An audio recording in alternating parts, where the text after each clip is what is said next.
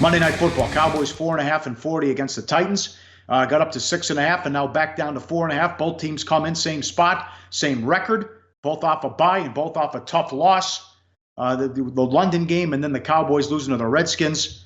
We'll see if the bye week helps out these two offenses. They make the trade for Cooper, and the Titans, again, running that 1972 vanilla offense that they have, as I thought LaFleur would make a big difference coming over from the Rams. It hasn't worked out. Football Outsiders, offensive rankings, Cowboys are 24th, 27th passing attack. Tennessee is 27th.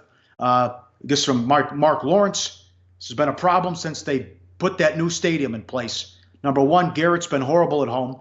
Garrett's has a better road record, if you can believe it. But from Mark Lawrence, off a straight-up and ATS loss, Garrett is 1-16 at home. ATS the next game. My God. That's pretty rough.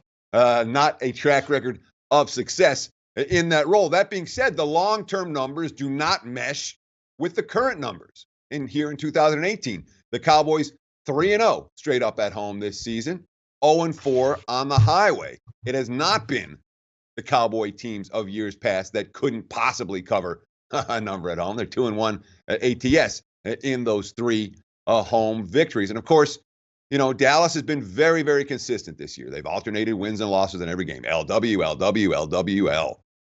Now, off the bye, they're looking for the W, and they're certainly in win-now mode. I mean, remember that game against the Redskins that they had right before the bye week where another kicker issue, Brett Maher, missed the 52-yard field goal after an illegal snap penalty that set them back 5 yards. But all the moves that Dallas made during the bye were, we're coming to win this year. Obviously, Amari Cooper certainly stands out in that regard. We're trading a number one for a wideout. They fired their offensive line coach, you know, saying, hey, we don't like the way this has been an elite line. It's not this year. What's going on?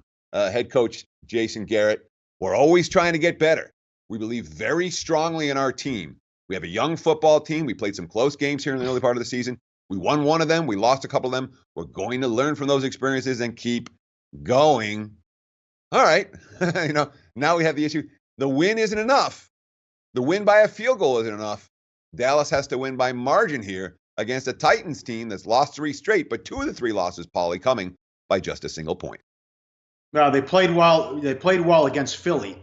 Other than that, the offense has struggled. It's 15 points per game, 31st in scoring. Now, Mariota was playing through injury early on.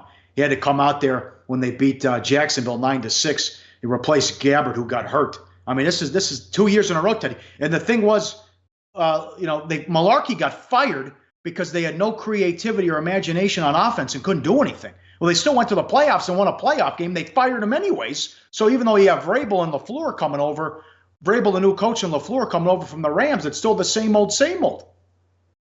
Sure, and it's not just points scored. You say you're number 31 in scoring at 15 points a game. They're number 30 in total offense. They're 0-3 since that 3-1 start. Now, 2 of the 3 losses did come by a single point. But those 2 losses came against the Bills, can't be losing to Buffalo, and the 3-5 Jags in the midst of their worst slump of the season. In the game in between, they were shut out by the Baltimore Ravens. Now, certainly, you know, Mariota's only thrown 1 touchdown pass in the last 3 games. Only 3 in the 6 games that he's played this season. He's thrown more picks, 5, than touchdowns, 3 on the campaign. But just celebrated his 25th birthday on last Tuesday. And what did he do? He took the glove off his throwing hand for that birthday. He's worn the glove since the elbow injury in the season opener. And his quotes, yes, I've been able to practice without the glove. It feels good. It feels better. Bottom line is, this is not a team with a lot of downfield weapons. You know, Corey Davis, their leading receiver, 30 catches, 395 receiving yards. He had just 10 receiving yards in the loss to the Chargers. But if this team's going to win, they are going to have to run the football effectively throughout the contest. That means Derrick Henry grinding it out on the ground, something he has not done effectively this season. Just 33 yards and 12 attempts against the Chargers. For the season, just 3.5 yards per carry, 273 yards on the ground for the campaign. If Tennessee's going to hang in this ballgame, it's going to be Henry. That's the difference maker. So far, we haven't seen a lot of that capability from the Tennessee Titans running back. Like the show? Help us keep the lights on. Please make sure to comment, share, and subscribe to all the Sportsbook Review videos. Thanks so much. Best of luck. Enjoy the game.